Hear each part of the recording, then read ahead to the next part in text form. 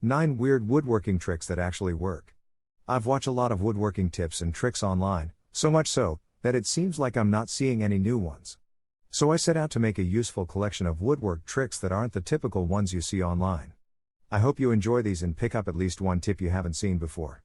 Before going into the video, discover the world's largest database of 16,000 woodworking projects with step-by-step plans even if you don't have a large workshop or expensive tools.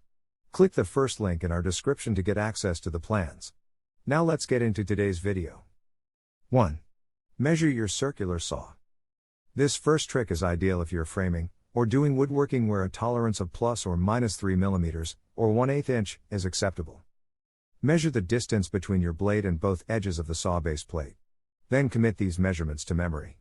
In my case it's 4 inches on one side and 1 1/8 on the other. This allows me to rip sheet goods, particularly plywood, to these measurements quickly and accurately without measuring or marking. I just set the saw up with the base plate parallel to the edge of the sheet and away I go. You'll be amazed how often you'll use it. Taking 1 inch off a sheet of plywood when you're framing a house is a very handy thing to be able to do quickly. Similarly, being able to rip plywood to the same thickness as a 2x4 without measuring or marking saves me a load of time. 2. Playing cards as spacers. This is a great way to evenly and accurately line up doors and drawer fronts. It's so simple. For example, if I'm fitting drawer fronts in a face frame cabinet, I offer up the drawer front and push it tight to one side of the opening. Then I jam as many cards as will fit into the other side of the opening. Let's say I manage to get 10 cards in. Then I take the cards out and put 5 on the left and 5 on the right. I follow the same process to space it top and bottom also, then I push the drawer front in and get it temporarily fixed with double-sided foam tape. Then I screw through the back of the drawer box into the drawer front. It gives me perfect results every time. 3. Don't use clamps, use masking tape. This trick works brilliantly for making mitered boxes. It's pretty difficult to clamp a mitered box anyway. Lay your 4 pieces out flat with the outside faces of the box facing up. Line them up correctly and tape them together as per pics above. Then flip the pieces over and glue inside your miters. Fold them together and tape up the last remaining joint. This gives me perfectly aligned miters every time.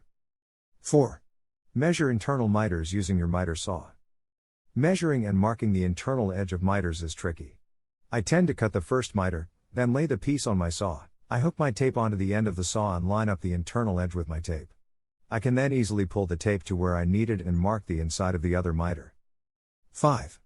Sand your hands. If you're using wood filler and your hands get caked in the stuff, I take some medium grit sandpaper and rub it off. It works brilliantly. 6. Drill holes in your square. This is one of my favorite tricks. I use it for measurements I use every day. In my case, as you'll see from my square above, I constantly have to mark pieces at 2 specific points every day. The measurements are 40 mm and 110 mm if you can't make them out. This saves me having to adjust a combination square, or having to keep 2 combination squares. I also have an amazing square from Wolfcraft that does the same thing on a more professional level. But it's a bit big for my liking. So, my battered old square with 2 strategically placed holes in it does the job perfectly. 7. L-shaped block for marking skirting board. When you need to accurately mark skirting board, a small L-shaped block works a treat.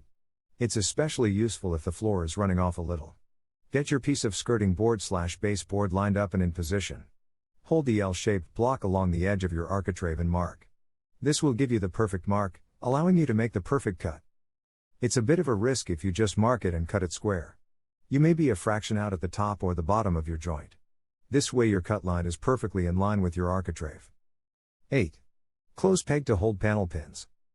I've got big, awkward fingers that really struggle with small pins when nailing by hand. I've been known to give my poor fingers a few blows of the hammer at times. A closed peg kept in your tool bag solves this problem nicely. 9. Use story sticks instead of a tape measure. If I need to make a lot of repeat marks, and they need to be all exactly the same, a story stick is a great way to achieve this accuracy. I get some old bits of hardboard or 1/8 plywood and cut them to the size I need on my miter saw. Using these to mark is far more accurate than trying to use a tape for every cut. I use these when spacing shelves in a cabinet where there is no line bore. Saves a ton of time marking, and is way more accurate. And don't forget to check out Earth's largest collection of 16,000 woodworking projects by clicking the first link in our description. If you like the video, then make sure to hit that like button.